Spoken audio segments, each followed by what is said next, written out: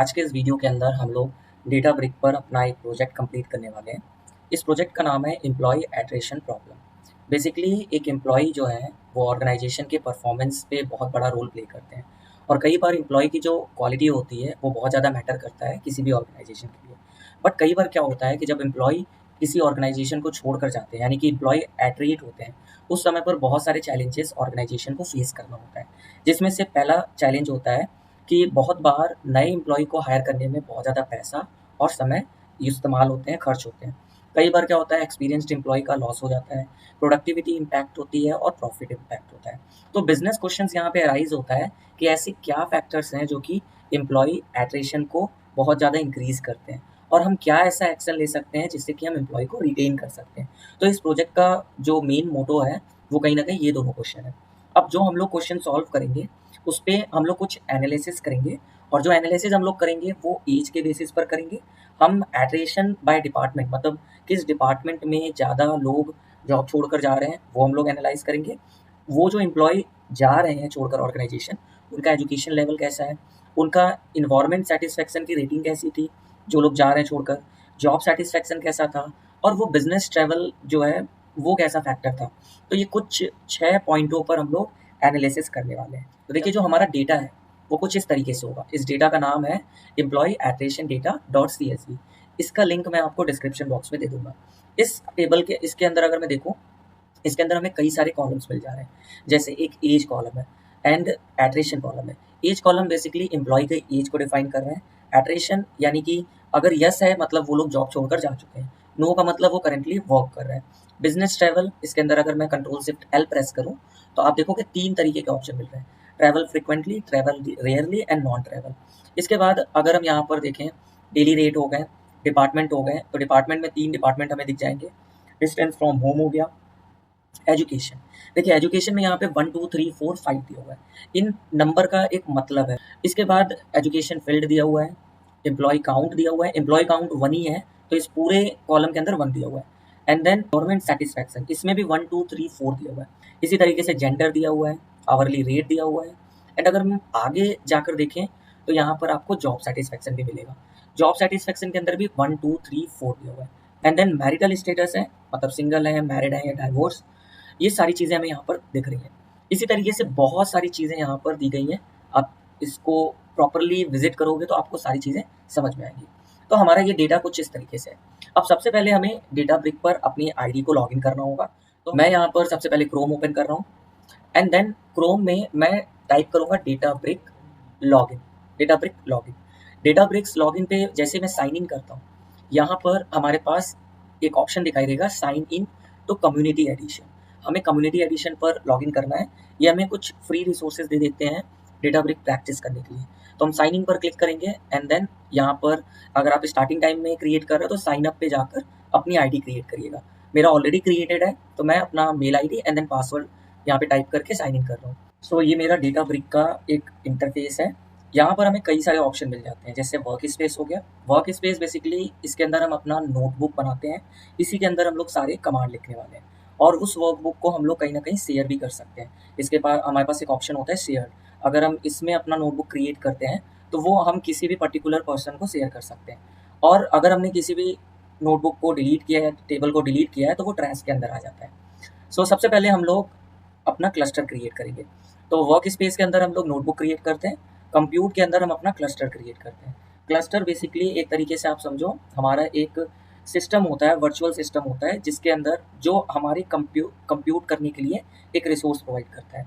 तो हम लोग ऑल पर्पस कंप्यूट पर जाएंगे एंड देन क्रिएट कंप्यूट पर क्लिक करते हैं। सो यहाँ पर सबसे पहले हमें अपने कंप्यूट का नेम लिखना होगा। तो मैं इसका नेम प्रवीण कुमार क्लस्टर, ये मेरा क्लस्टर का नेम हो गया। एंड देन यहाँ पर डेटाब्रिक रन टाइम वर्जन, हमें वर्जन सेलेक्ट करना होगा। तो मैं यहाँ पे 12.2 ही ले रहा हूँ। एंड देन इंस्टेंस, इसके अंदर हमें कुछ भी नहीं करना है, स्पार्क में भी हमें कुछ नहीं करना है, मैं इंस्टेंस पर ही क्लिक करता हूँ।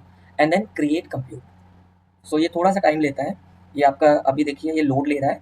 जब ये कंप्लीट होगा तो ये पूरी तरीके से ग्रीन मार्क यहाँ पर आता है। तो मैं लोड होने के बाद इस वीडियो को प्ले कर, क्लस्टर है वो क्रिएट हो चुका है और करंटली रनिंग स्टेटस पर है।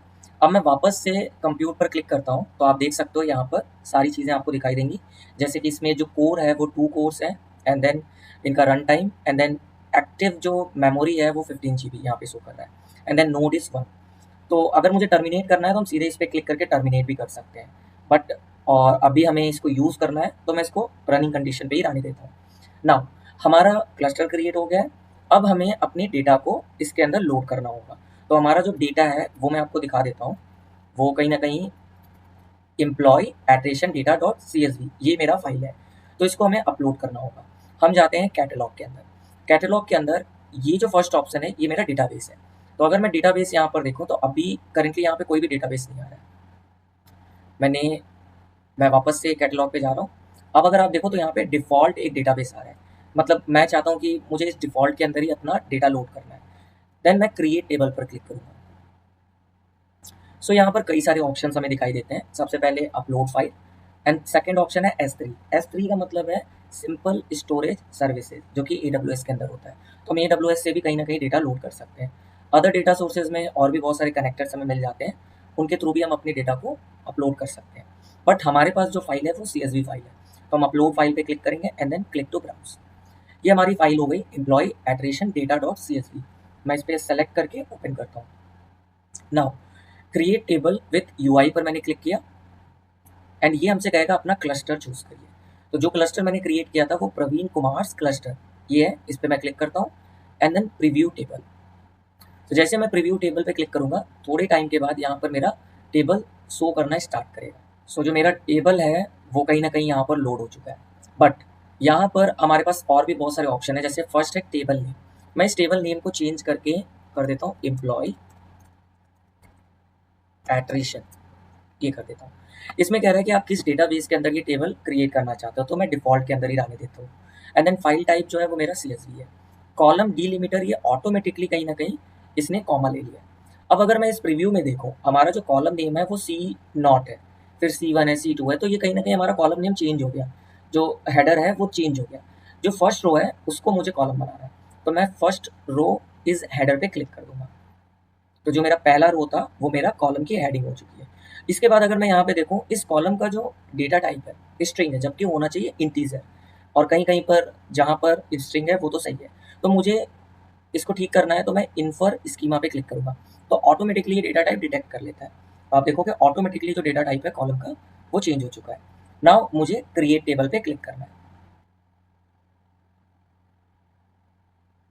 सो यहाँ पर मेरा जो टेबल है वो क्रिएट हो चुका है, और वो टेबल डिफ़ॉल्ट डेटाबेस के अंदर एम्प्लॉय अंडरस्कोर एट्रिशन के नेम से है। ये उनकी स्कीमा हो गई, यानी कि कॉलम नेम हो गया और उनके डेटा टाइप हो गया। और अगर मैं स्क्रॉल करके दिखाऊँ तो ये मेरे सारे के सारे यहाँ पर डेटा शो कर रहे हैं। सो हमने अपना क्लस्टर क्रिएट कर लिया, हमने अपने डेटा को भी अपलोड कर दिया। अब हम लोग वर्क स्पेस पर जाकर एक नोटबुक क्रिएट करेंगे। तो मैंने अपना नोटबुक ऑलरेडी क्रिएट किया हुआ है प्रोजेक्ट डेटा ब्रिक के नेम से। अगर आप न्यू क्रिएट कर रहे हो तो आप क्रिएट पर ड्रॉप डाउन पर जाकर नोटबुक पर क्लिक करोगे। तो मैं ऑलरेडी क्रिएट किया हूँ, तो मैं प्रोजेक्ट डेटा ब्रिक पर क्लिक करता हूँ। ये जो मेरा डेटा ब्रिक का जो नोटबुक है वो ओपन हो चुका है। अब देखिए यहाँ पर मैंने ऑलरेडी मेंशन किया हुआ है जो जो चीज़ें मैंने स्टार्टिंग में आपको बताया हुआ है कि चैलेंजेस क्या हैं, क्या बिजनेस क्वेश्चंस हैं जो हमें ब्रेन स्ट्रोम करना है इस प्रोजेक्ट के थ्रू। तो सबसे पहला टास्क हमें चेक करना है क्या हमारा टेबल क्रिएट हुआ है कि नहीं हुआ है। तो मैं इस सेल के अंदर आता हूँ, यहाँ पे मैं कमांड लिखता हूँ सेलेक्ट स्टार फ्रॉम, हमारा डेटाबेस क्या है डिफ़ॉल्ट, तो डिफ़ॉल्ट में क्लिक करता हूँ। देन डॉट के बाद अपने टेबल का नेम लिखता हूँ, टेबल का नेम हमारा है एम्प्लॉय। अब देखिए ये ऑटो डिटेक्ट नहीं हो रहा है, नो सजेशन, क्यों? क्योंकि अभी हमने यहाँ पे क्लस्टर नहीं चूज़ किया। ये ऊपर आप जाकर अननोन की जगह पर अपना क्लस्टर, ये मेरा नया क्लस्टर है, इस पर मैं क्लिक कर देता हूँ। तो ये कनेक्ट ले लिया। अब मैं अगर यहाँ पर एम्प्लॉय ई लिखता हूँ तो ये एम्प्लॉय अंडरस्कोर एट्रेशन डिटेक्ट करता है। मैं इस पर क्लिक करता हूँ and then semicolon, shift और एंटर, रन करने के लिए शिफ्ट और एंटर प्रेस करते हैं। सो ये आप देख सकते हो मेरा जो टेबल है वो पूरा का पूरा यहाँ पर शो कर रहा है।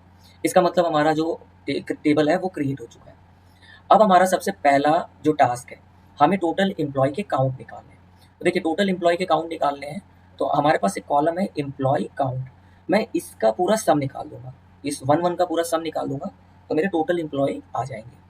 तो हम लोग चलते हैं न्यू सेल के अंदर। यहाँ पर मैं यहाँ पे कमांड लिखूंगा select sum function, and sum function के अंदर मैं दूंगा एम्प्लॉय काउंट। बट अभी ये ऑटो डिटेक्ट नहीं हो रहा है, तो मैं यहाँ पर पहले from default from default dot employee attrition. पहले मैं अपने टेबल को डिफाइन कर देता हूँ एंड देन अब सम के अंदर मैं लिखूंगा एम्प्लॉय काउंट। तो आप देखो ये ऑटो डिटेक्ट कर रहा है। सो मैंने ये एम्प्लॉय काउंट यहाँ पर ले लिया एंड जस्ट मैं इसको शिफ्ट और एंटर प्रेस करूंगा तो मेरा जो टोटल एम्प्लॉय है वो 1470 यहाँ पर शो कर रहा है। अब हमारा पहला टास्क है फाइंड आउट एट्रिशन डिवीजन। इसका मतलब ये है कि कितने एम्प्लॉय ऐसे हैं जो जॉब में अभी वर्क कर रहे हैं और कितने ऐसे हैं जो जॉब छोड़ चुके हैं। तो हमारे पास डेटा के अंदर एक कॉलम है एट्रिशन नेम से। यहाँ पर अगर मैं जाऊँ तो आप देख सकते हो एक कॉलम है एट्रिशन। एट्रिशन में जो यस लिखा हुआ है इसका मतलब कि वो एम्प्लॉय रिजाइन दे चुके हैं और नो का मतलब जो करेंटली वर्क कर रहे हैं। तो मुझे इसका एक तरीके से इन दोनों को लेकर एम्प्लॉय काउंट निकालना है। तो हम यहाँ पर कमांड लिखते हैं सबसे पहले सेलेक्ट, मैं पहले स्टार दे देता हूँ फ्रॉम डिफॉल्ट एम्प्लॉय एट्रिशन, ये दे दिया मैंने। ना अभी हमें क्या करना है, सबसे पहले हमें चूज करना है एट्रिशन कॉलम को। तो ये मैंने एट्रिशन कॉलम को चूज कर लिया ना, कॉमा, इसके बाद हमें सम फंक्शन यूज करना है एंड देन सम फंक्शन के अंदर हमें एम्प्लॉय काउंट लेना, एम्प्लॉय काउंट, ये हो गया। एंड इसका नेम मैं दे देता हूँ एज करके, मैंने इसका नेम दे दिया काउंट। अब मुझे यहाँ पर ग्रुप बाय भी लगाना पड़ेगा, ग्रुप बाय एट्रिशन के बेस पे मैं ग्रुप बाय लगा रहा हूँ। और जैसे मैं इसको रन करता हूँ यहाँ से, सो आप देख सकते हो ये एट्रिशन में नो जो है उनका काउंट है 1233 और यस जो है वो 237 है, मतलब 237 एम्प्लॉय ने रिजाइन दे दिया है। इसी तरीके से अगर मैं यहाँ पर एक विजुअल क्रिएट करूँ तो मैं प्लस पे क्लिक करूँगा, विजुअलाइजेशन पे जाऊँगा और यहाँ पर मेरे पास कई सारे ऑप्शन मिल जाते हैं। मतलब आप लाइन चार्ट क्रिएट कर सकते हो, आप चाहो तो बार चार्ट क्रिएट कर सकते हो। अगर आपने हॉरिजॉन्टल चार्ट पे क्लिक कर दिया तो वो बार चार्ट हो जाएगा। एंड मैं अपना कॉलम चूज कर लेता हूँ, मेरा वाई एक्सिस एट्रिशन हो गया, वाई एक्सिस एट्रिशन कॉलम हो गया एंड देन एक्स एक्सिस जो है वो मेरा काउंट हो गया। नाउ इसके अंदर जो एग्रीगेशन मैंने लगाया है वो सम लगाया हुआ है, मतलब जो भी काउंट होगा वो सम है। एंड वाई एक्सिस के अंदर हमारे पास कई सारे ऑप्शन है। आप सॉर्ट करना चाहते हो तो इसको सॉर्ट कर सकते हो, रिवर्स करना चाहते हो तो रिवर्स कर सकते हो, लेबल्स को हाइड एंड शो करना चाहते हो तो इस बटन से कर सकते हो, एक्सेस को हाइड एंड शो करना चाहते हो तो ये ऑप्शन कर सकते हो।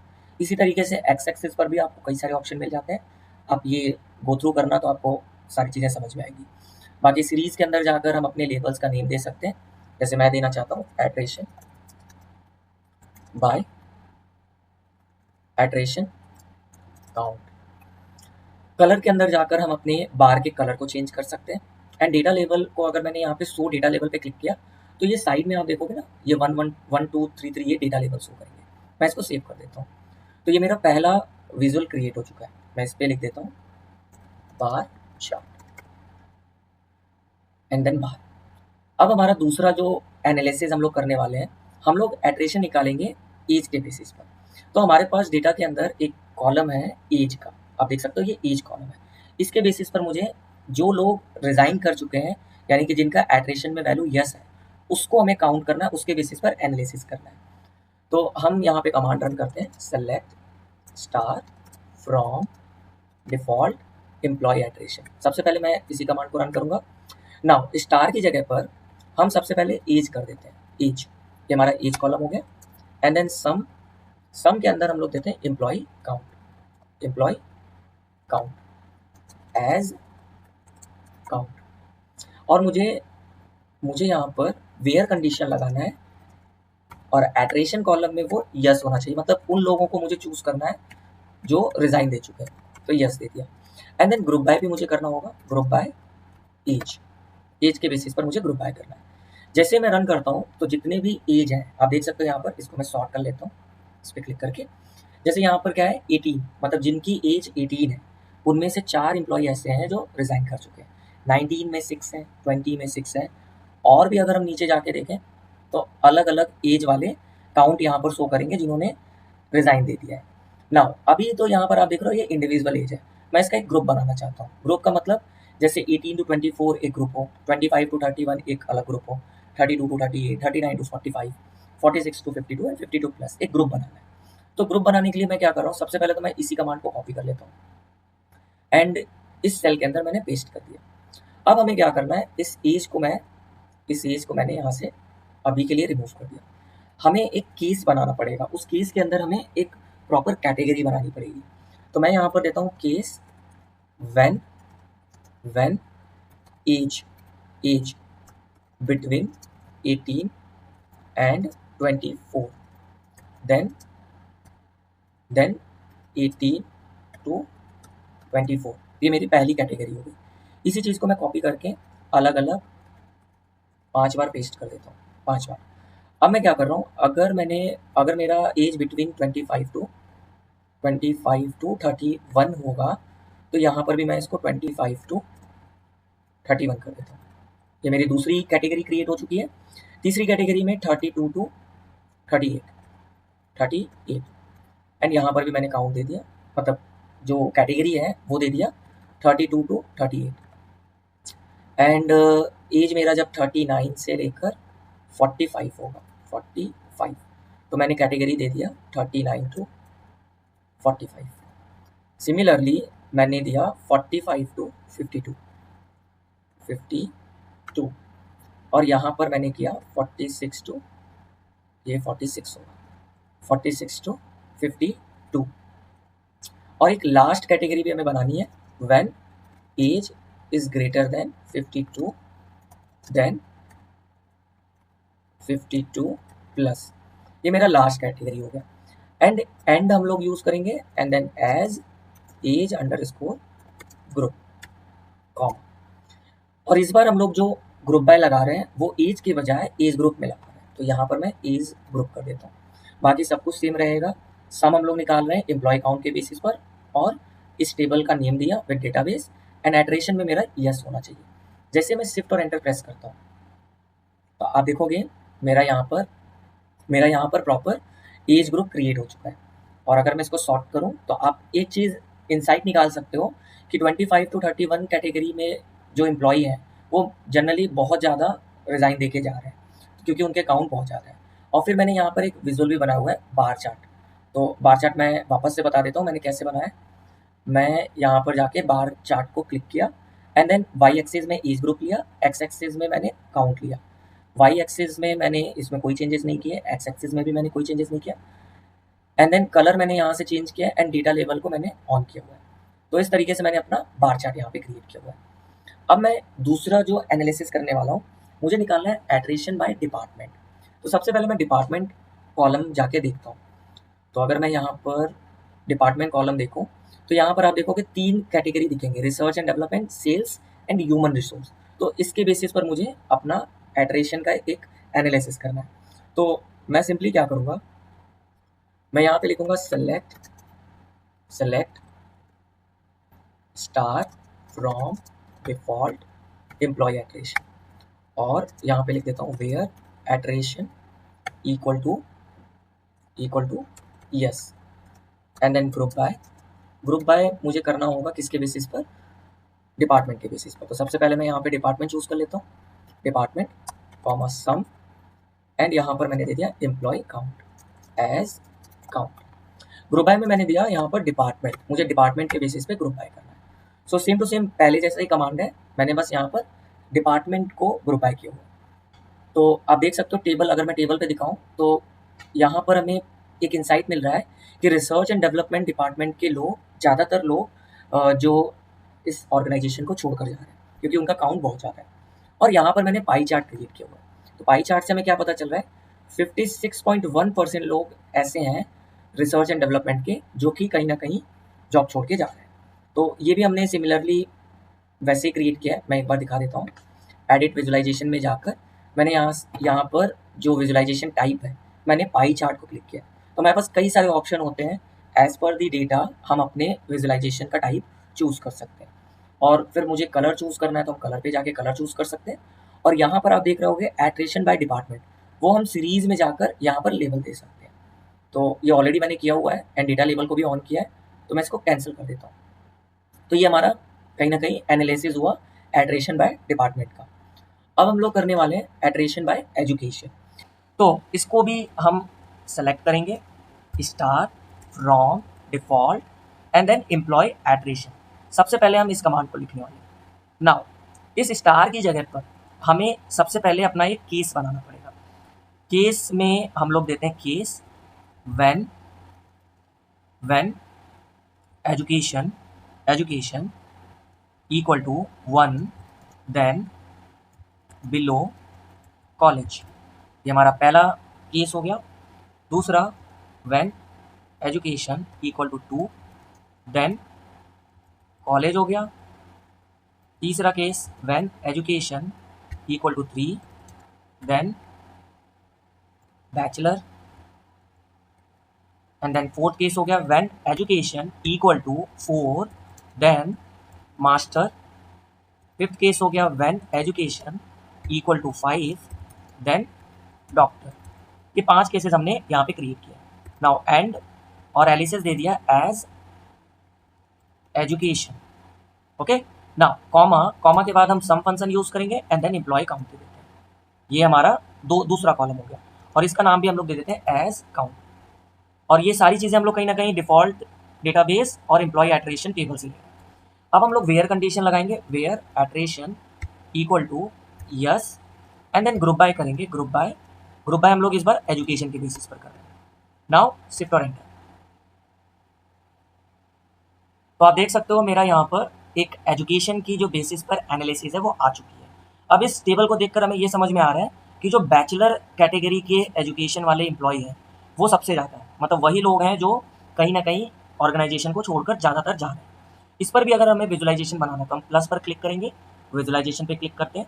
इस बार मैं एक वर्टिकल, मतलब आप कह सकते हो कॉलम चार्ट क्रिएट कर रहा हूँ।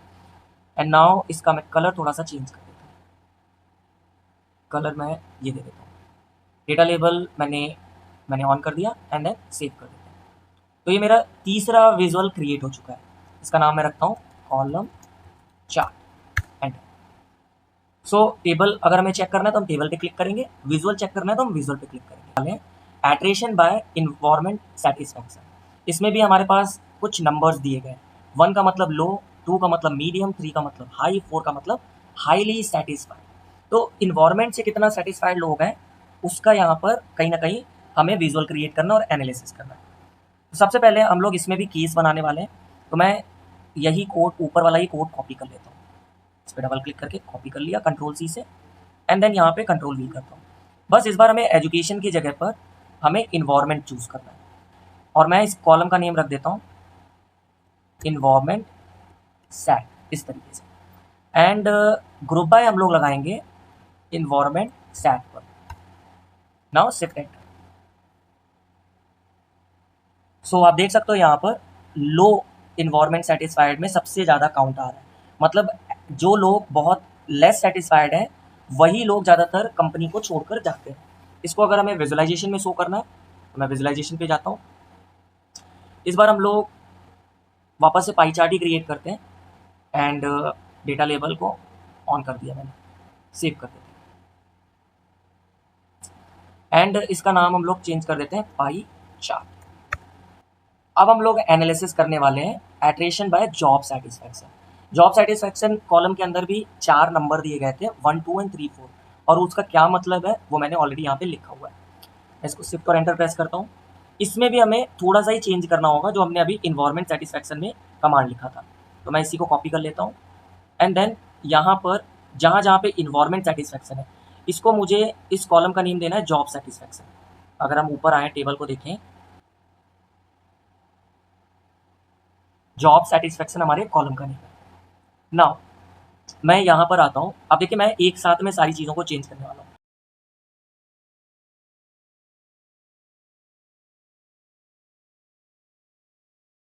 और मुझे इसका नेम भी चेंज कर देना है, जॉब सेट कर देना है। और ग्रुप बाय भी मुझे कैसे करना है, ग्रुप बाय भी मुझे जॉब सेट को करना है, job set. Now shift enter. तो आप देख सकते हो मतलब सबसे ज़्यादा काउंट किसका आ रहा है, हाई। जो लोग हाईली सेटिस्फाइड है जॉब से वही लोग कहीं ना कहीं कंपनी को ज़्यादातर छोड़कर जाते हैं क्योंकि 73 काउंट है। इसका भी अगर हम विजुअल दिखाएं, मैं विजुअलाइजेशन पे जाता हूँ। इस बार मैं एरिया चार्ट क्रिएट करने वाला हूँ और डेटा लेबल को जाकर ऑन कर देता हूँ इस तरीके से। कलर मैं थोड़ा सा चेंज करता हूँ, यहाँ पर ये कलर कर देता हूँ एंड सी। तो ये मेरा एरिया चार्ट बन चुका है, एरिया चार्ट। जिसमें हम लोग एट्रेशन बाय बिजनेस ट्रैवल निकालने वाले हैं। तो बिजनेस ट्रैवल नेम से भी एक हमारे पास कॉलम है। बिजनेस ट्रैवल के अंदर हमारे पास 3 वैल्यूज़ हैं, travel frequently, travel rarely and non travel. तो इसमें मुझे केसेस बनाने की ज़रूरत नहीं है, तो मैं इसको वापस से चेंज करता हूँ। तो हमें अपने डेटा को देखना होगा जब भी हम एनालिसिस कर रहे हैं। तो इसमें सिंपली मैं क्या करता हूँ, मैं इस पूरे केस को डिलीट करके मैं यहाँ पे बिजनेस ट्रैवल कॉलम सेलेक्ट कर लेता हूँ इस तरीके से, और ग्रुप बाय कर देते हैं business travel, business travel, shift and enter. तो आप देख सकते हो यहाँ पर हमारे पास बिजनेस ट्रैवल के बेसिस पर एम्प्लॉय काउंट आ गए जो जॉब छोड़कर जा चुके हैं। तो सबसे ज़्यादा लोग वही हैं जो बहुत रेयरली ट्रैवल करते हैं, वही लोग कहीं ना कहीं ऑर्गेनाइजेशन को छोड़कर जा रहे हैं। इसके लिए भी मैं एक विजुअलाइजेशन क्रिएट कर देता हूँ, एंड इस बार मैं क्रिएट करने वाला हूँ हिस्टोग्राम, बट हिस्टोग्राम नहीं बन सकता, इसके लिए फिट नहीं होगा। मैं नॉर्मली बार चार्ट क्रिएट कर रहा हूँ, horizontal chart. And Y axis पे मैं दे देता हूँ बिजनेस ट्रैवल, ऐड कॉलम पे क्लिक करके एक्स एक्सिस में दे देता हूँ काउंट, एंड इनका कलर चेंज करके मैं करता हूँ ब्राउन कलर, एंड जो मेरा डेटा लेबल है उसको मैं इनेबल कर देता हूँ सी। सो मेरा ये एक तरीके से बार चार्ट क्रिएट हो चुका है एट्रेशन बाय बिजनेस ट्रैवल के लिए। तो मैंने इसका नाम रख दिया बार चार्ट। तो आप देखोगे यहाँ पर जो पहला इनसाइट बन के आ रहा है, आउट ऑफ 1470 एम्प्लॉय 237 एम्प्लॉय ऐसे हैं जो जॉब छोड़कर चले गए। Most people leaving the organisation belong to age between 25 to 31, जो कि मेरे एज के एनालिसिस पर से पता चला है। Most people leaving the organisation belongs to research and development department. Fourth pointer जो हमें पता चल रहा है, the most people leaving the organisation did bachelor in education. Fifth हमें पता चल रहा है 30.38 people given low environment satisfaction left the organisation. ये मैं अगर ऊपर जाकर आपको दिखाऊं, इन्वायरमेंट इन्वायरमेंट सेटिस्फेक्शन के विजुअल पर आप देख सकते हो यहाँ पर 30.4 आ रहा है। सो ये 30.4 होगा, ये मैंने हाँ 30.4, क्योंकि वो सिंगल डेसिमल है। And 30.8 people are highly job satisfied left the organisation. ये मेरा छठवां इंसाइट बन कर रहा है। एंड लास्ट में 65.8% पीपल, आप देख सकते हो अगर मैं इसको पाई चार्ट क्रिएट करूँ, मैं अगर इसको एडिट विजुअल पे क्लिक करके इसका अगर मैं पाई चार्ट बनाऊँ, तो आप देखोगे 65.8% पीपल जो है जो रेयरली ट्रैवल करते हैं वो ऑर्गेनाइजेशन को छोड़कर जाते हैं। तो ये हमारा कहीं ना कहीं इंसाइट बन चुका है।